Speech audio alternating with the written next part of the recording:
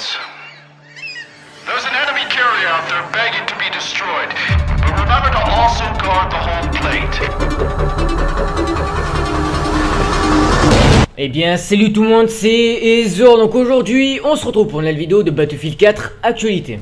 Ça y est, DICE a enfin montré cette fameuse bande-annonce de Naval Strike hier à partir de 21h sur le live de Battlefield 4 pour présenter justement les trois maps de Naval Strike, qui est donc Opération Mortar, Wavebreaker et Nance Strike.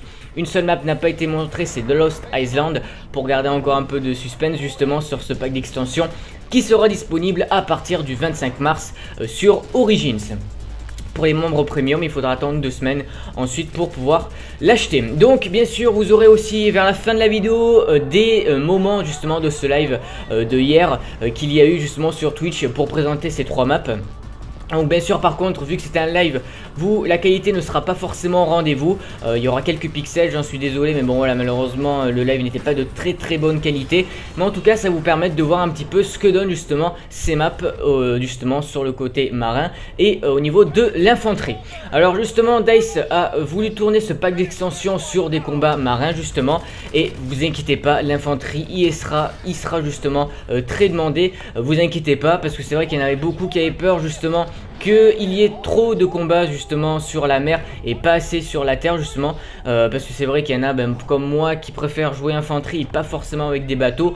Donc vous inquiétez pas, ils ont fait en sorte que les deux soient vraiment le plus équilibré possible et que les joueurs qui sont vraiment des joueurs infanterie puissent s'éclater sans souci, et que ceux qui veulent utiliser justement des bateaux puissent aussi se régaler. Alors je regardais un petit peu sur le forum de Battlefield justement quand ils ont parlé de ce pack d'extension Naval Strike. Ils ont vu que Paracel Storm avait eu énormément de succès et c'est une des maps préférées des joueurs justement, dont moi qui aime beaucoup cette map, et ils ont voulu s'en inspirer justement pour prendre quelques idées et que ça se reproduise au mieux, on va dire, au niveau du gameplay, c'est-à-dire que l'infanterie, comme je vous l'ai dit, soit vraiment présent.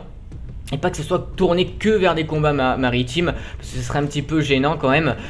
Donc il y a aussi l'apparition du mode assaut qui ressemble donc énormément au mode Battlefield 2142. Il faudra détruire justement un porte-avions. Et vous voyez sur cette map justement où le mode évolution, ça sera de détruire des tiges en fer pour que le sous-marin puisse se détruire, et ça sera sur la map Wavebreaker. Donc ça sera ça le mode évolution. Il y aura aussi des petites tempêtes comme sur Paracel Storm. Alors les tempêtes ne se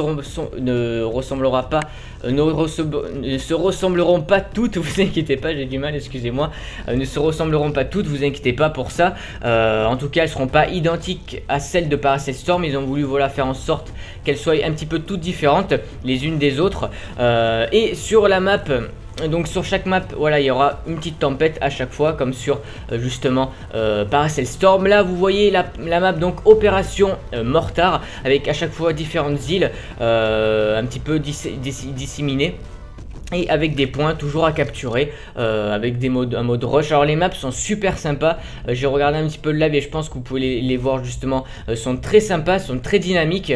On peut très bien s'éclater encore une fois, comme je vous l'ai dit, sur la mer comme sur terre. Et il y a aussi l'apparition de nouvelles armes que vous avez déjà peut-être eu ou vous avez déjà peut-être utilisé. Et là vous voyez par exemple qu'il y a toujours ces petites interactions sur les îles. Donc on pourra utiliser un vieux canon des années 1600-1700, on pourra détruire justement des véhicules avec. C'est assez sympa, assez fun justement. C'est ce que j'aime bien justement à chaque fois sur ces packs d'extension, c'est qu'il y a toujours là des petites choses à utiliser, comme par exemple ce vieux canon qui, pour moi, j'aurais pensé qu'on ne puisse pas l'utiliser. Ben s'ils ont voulu rajouter un petit truc comme ça, et ça fait plaisir justement. Et sur Lost Island, l'évolution, ce qu'on pourra détruire, ça sera justement le fameux avion qui est écrasé. Donc il faudra démarrer un petit feu pour qu'ensuite l'avion finisse par exploser, se fendre en deux, et les joueurs pourront se cacher à l'intérieur. Là vous avez vu qu'il y a un aéroglisseur. La dernière fois je m'étais un peu trompé justement pour le dire. Donc cet aéroglisseur sera vraiment utilisable sur terre comme sur mer. Ça c'est assez sympa justement d'avoir ce type de gameplay justement sur Battlefield 4, d'avoir ce tout nouveau véhicule qui est donc inédit sur Battlefield 4. Ça fait plaisir, j'espère qu'il ne sera pas vraiment dur à contrôler et on pourra être deux justement sur ce véhicule. Donc là on est sur la map Nance Militia Strike, justement, où il y a ce fameux porte-avions, et on pourra aller justement combattre dans ce porte-avions. Ça c'est assez sympa justement de pouvoir y aller dedans.